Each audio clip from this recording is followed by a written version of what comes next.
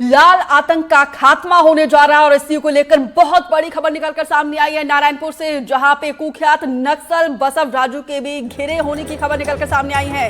नक्सलियों का general secretary है बसव राजू, कुछ और बड़े नक्सलियों के घिरे होने की भी खबर है। बसव राजू ढेर होता है तो मिलेगी बहुत बड़ी कामयाबी। देखिए, सुबह से ही रुक रुक कर यहाँ पे एनकाउंटर जारी है। 20 नक्सलियों के ढेर होने की खबर निकलकर सामने आई है, लेकिन सबसे बड़ी जानकारी ये है कि जो नक्सली ढेर हुए हैं उसमें कई बड़े कैडर के नक्सली शामिल हो सकते हैं। विकास तिवारी ज्यादा जानकारी के साथ जुड़े हैं। विकास, आज के एनकाउंटर की सबसे बड़ी खबर ये है कि जो नक्सलियों का जनरल सेक्रेटरी है बसव राजू, उसके भी ढेर होने की खबर निकलकर सामने आई है। देखिए, अभी तक इस मामले की पुष्टि नहीं हो पाई है। हालांकि जो सुरक्षा बल हैं और साथ ही साथ जो इंटेलिजेंस के लोग हैं वो लगातार जो मारे गए माओवादी उनकी शिनाख्ती कर रहे हैं और ये उम्मीद है, लेकिन ये पुख्ता जानकारी है कि बसव राजू इस मुठभेड़ में फंसा हुआ है जवानों के घेरे में और लगातार सुबह से मुठभेड़ चल रही है। सूचना ये भी निकल कर आ रही है, चूंकि कोई भी पुलिस के अधिकारी अब तक इस पर कोई बयान जारी नहीं कर रहे हैं, लेकिन ये भी जानकारी निकल कर आ रही है इस मुठभेड़ में एक जवान भी शहीद होने की जानकारी है। और साथ ही साथ जो माओवादी हैं उनकी संख्या लगभग 20 के आसपास है। ऑटोमेटिक वेपन रिकवर किए गए हैं और बड़ी मात्रा में हथियार, साथ ही साथ में कई और जो माओवादी मारे गए हैं। कंपनी नंबर 7 जो कि बसव राजू के सुरक्षा में रहती है,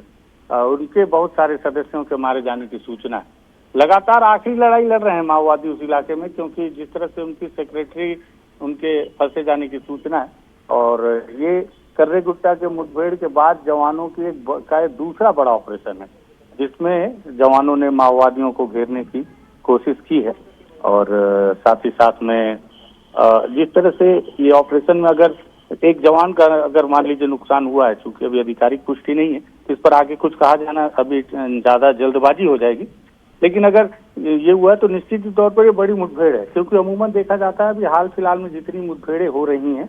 तो उसमें जवानों को कोई नुकसान नहीं होता। अगर जवानों का नुकसान भी हुआ है तो आप समझ सकते हैं कि ये कितनी भीषण मुठभेड़ है। अबूझमाड़ का इलाका है, इंद्रावती नदी के कुछ और आगे की ओर। सुरक्षागत कारणों से हम इसके लोकेशन का खुलासा अभी नहीं करेंगे,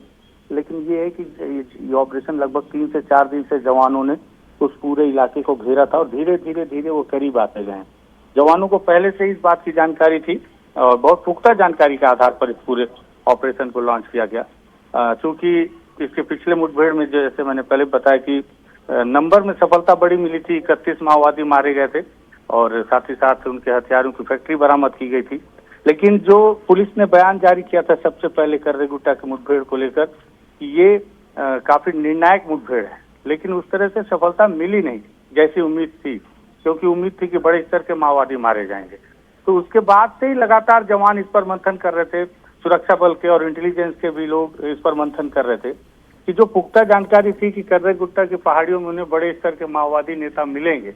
जो मुठभेड़ में मारे जा सकते हैं। अगर वो नहीं मारे गए तो गए कहाँ? फिर लगातार उनकी रेकी की जा रही थी, सूचनाओं पे काम किया जा रहा था और उस आधार पर फिर ये पूरी सूचना निकल कर आई कि अबूझमाड़ के इलाके में फिर से बड़े स्तर के माओवादी नेता, जिसमें सीसी भी हैं, पोलित ब्यूरो भी हैं, उस स्तर के माओवादी नेता जो हैं वो एकत्रित हो रहे हैं और संभवतः उनके द्वारा कोई आपसी मीटिंग या फिर ये कोशिश की अब आगे क्या करना है। क्योंकि आपको याद हो बीते दिनों जो रुपेश का एक पत्र भी आया था, जो जोनल प्रवक्ता रहे हैं उत्तर पश्चिम के, उनके द्वारा भी इस बात का और साथ ही साथ अभय ने भी एक प्रेस नोट जारी करके इस बात की जानकारी दी थी कि जिस तरह से लगातार ऑपरेशन चल रहे हैं, माओवादी आपस में चर्चा नहीं कर पा रहे हैं कि आगे की क्या रणनीति होनी है, वो उनके बड़े नेता मिल नहीं पा रहे हैं। तो ये भी कयास लगाए जा रहे हैं कि अबूझमाड़ के इस स्तर पर अगर बसव राजू के घेरे जाने की और साथ ही साथ और सीसी मेंबर भी हैं तो इनके द्वारा आगे की रणनीति तैयार करने के लिए कि अब क्या किया जाए। परिस्थितियां पूरी तरह से उनके विपरीत हैं।